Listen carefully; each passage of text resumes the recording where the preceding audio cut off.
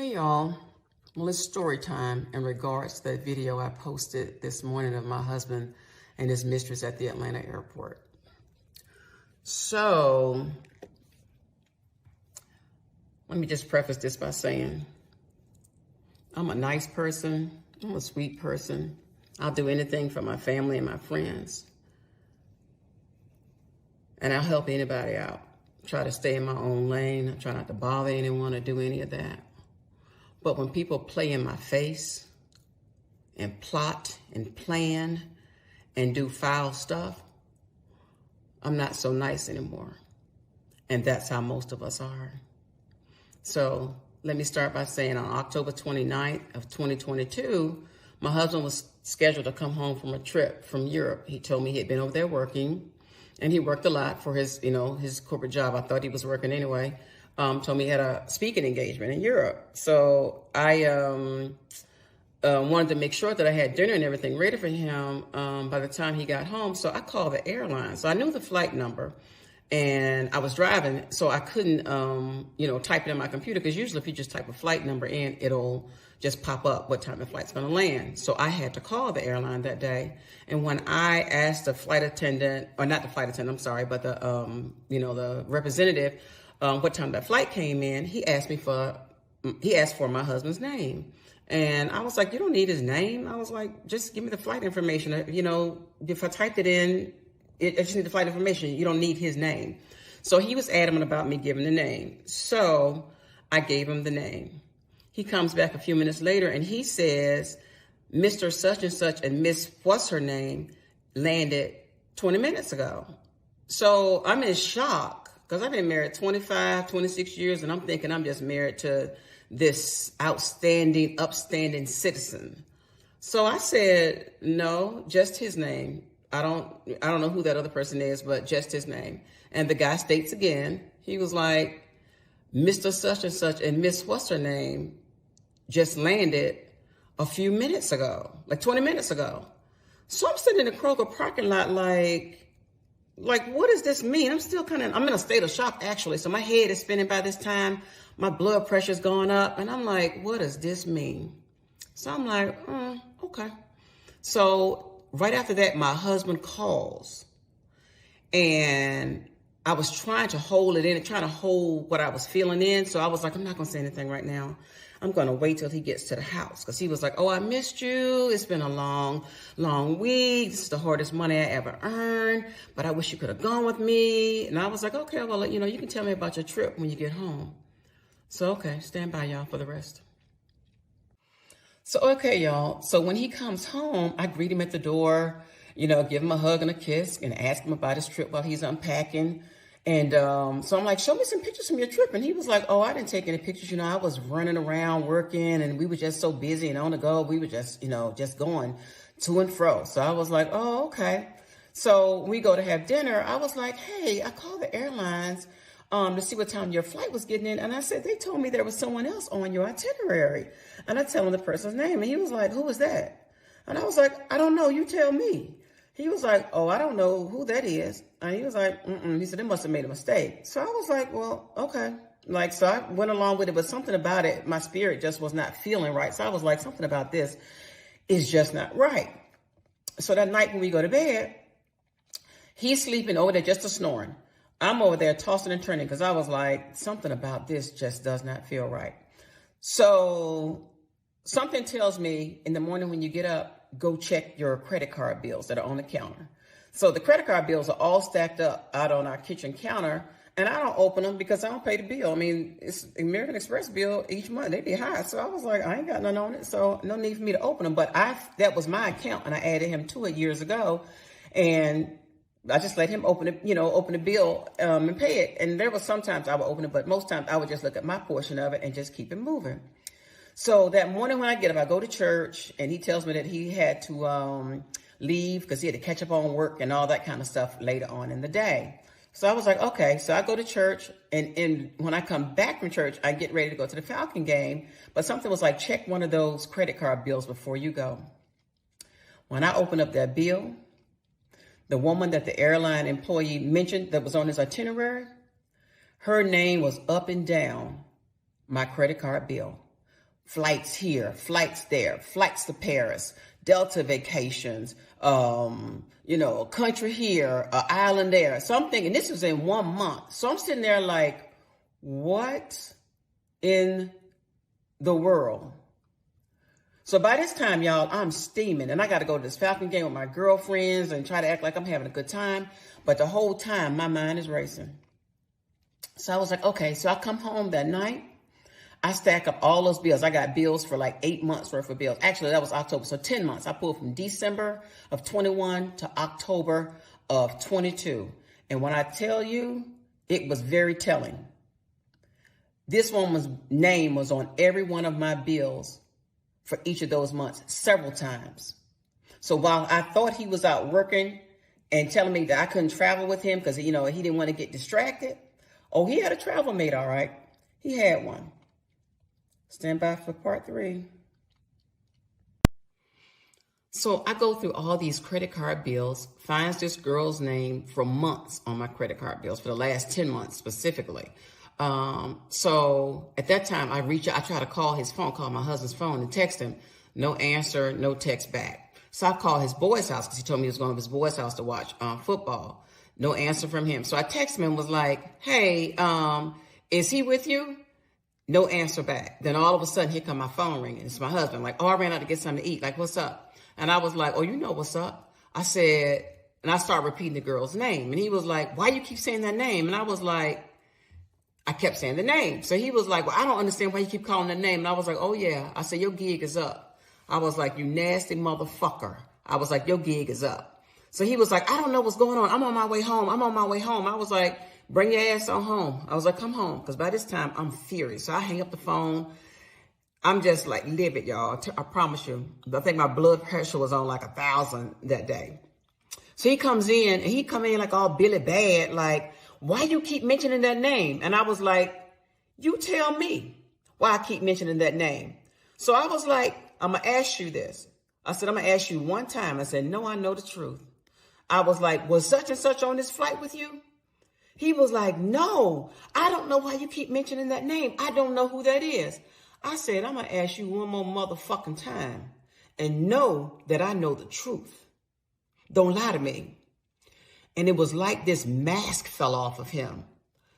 And he sat down in his chair and he was like, yeah, she was with me. And I was like, okay. I said, so that's your girlfriend? He was like, yeah. I said, well, how long you been with her? He said, a couple of years. And I was like, okay. So by this time, I can't hold it together. I mean, I think all I remember doing, I remember crying, and I had a really, really bad headache. And all he said to me was, and this was what he says was really kind of like cut me. He was like he was relieved. He was like, at least I ain't got to lie no more. I'm sorry I hurt you, but at least I don't have to lie anymore. So by this time, I'm like, say what now? So I'm screaming, I'm yelling. My son's upstairs. He comes down, goes back up because I was like, everything's fine, everything's fine. But my head is like hurting like really, really bad, guys. So I come back to my bathroom to try to get some medicine. So I was like, let me take my blood pressure. Blood pressure was like 190 over 110 or some crazy shit like that. So I was like, I got to get to a hospital. So stand by. It gets more interesting. So by this time, my head is banging, and I know I need to go to the hospital. I know something is wrong. So, of course, I'm crying. I'm hysterical, trying to put my clothes on. He's trying to touch me and pet me up like, oh, I'm just so sorry that I made you feel this way. Now, didn't really have any compassion in his voice, any of that kind of stuff. So I was like, don't touch me. So I drive myself to the airport. He was like, I'll drive you. I was like, I said, I'll take my chances. I drive myself to the airport. I get there. Blood pressure is off the charts to the point they're like, ma'am, you're about to have a stroke. You got to calm down. And I really couldn't even talk. So they were like, you got to calm down. So they call my doctor. We get the medicine.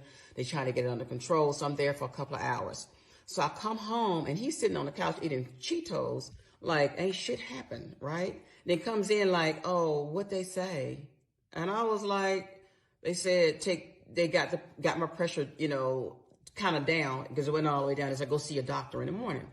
So that night, I could not sleep. I cried all night long to the point when I got up that morning, I really couldn't even see. My eyes were so swollen. So I'm tore up, right? So I go out later that morning. He's upstairs. I come upstairs because I slept in another bedroom. He's around here like, like like, he having a good day and shit. Like, his burdens is light. Mine heavy, but his is light. So I come up and then he's out in our family room and I was like, look, I said, I don't know. And I'm still in a state of confusion. So I was like, I don't know what happened last night. And I was like, I don't know what I've done wrong. Because by this time I'm blaming myself. I was like, I know I'm getting older, but I try to keep myself up. I try to look nice, do whatever I can as a wife. I was like, I've tried my best. So I don't even know what I could have done or what I can do. So I'm taking the blame. And he was like, oh, it's not you. Like, it's not you. So, but I'm like, no, like, it's gotta be me. He was like, no, he's like, you're a good wife. You've been a really good wife. So I was like, well, I'll tell you what. I was like, I'm confused here. I say, so what we need to do, I was like, I think we need to sell the house. Let's move away, try to start over. You go to counseling. I go to counseling. We do some counseling and we start over. So he was kind of like real smug with it. Like, well, if that's what you want, like, yeah, we can do that. So I was like, well, what about her? Are you going to stop seeing her? So he paused for like 20 seconds and kind of tilted his head to the side. He was like, I ain't gonna tell you I'm gonna stop seeing her. And I was like, then you want a divorce? He was like, oh, I don't want a divorce. He was like, I ain't gonna let nobody fuck up my money. And I was blown away. Y'all, when he hit me with I don't want a divorce, but I'm gonna keep seeing her because I ain't gonna let nobody fuck up my money.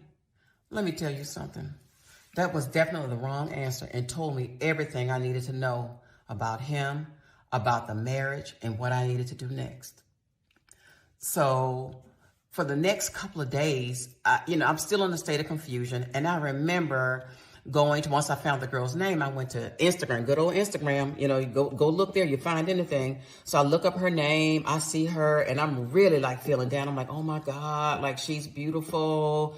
He wants him someone younger, like I ain't all that, So I'm just tearing my ass up. So, my girls called later that day. My best friend called that morning and was checking in on me and I was trying to hide it from her, but I couldn't. So I'm like in a ball of tears, tell her what's happened. She's in a state of shock. And usually she always got something to say, but she was left speechless. So she calls my other girlfriend. She calls. We all in a state of shock. Everybody's tore to pieces. So that day, after, I tell them what happened and everything, everybody, we just call it, we all were shocked. So the next day I go and meet with them because I see this girl on Instagram and I'm telling them about it. So they asked me to come out to have lunch with them, my two girlfriends. So, because they needed to tell me something. So, and I bring it up. I was like, well, I see her pictures on Instagram. And I was like, she's pretty. And they were like, girl, she ain't all that damn pretty. Like, that's filters and plastic surgery and a whole bunch of other shit. Like, girl, it ain't even all that. And they were like, and kind of, it's like, we ain't trying to offend you. Y'all actually kind of favor each other. Like, she may be the younger version of you. So I'm thinking, like, I don't look like her. Like, that girl's, pretty. Like, I don't look like that. So in the interim, I was like, well, at least I said they don't have any pictures of themselves up on her Instagram. So my girlfriends was like, that's why we needed to meet with you. Because they were like, there is a picture out there. So by this time, y'all, I'm devastated. So our food tries to come. We had papados. Food comes. I'm so distraught from tears and looking a hot mess.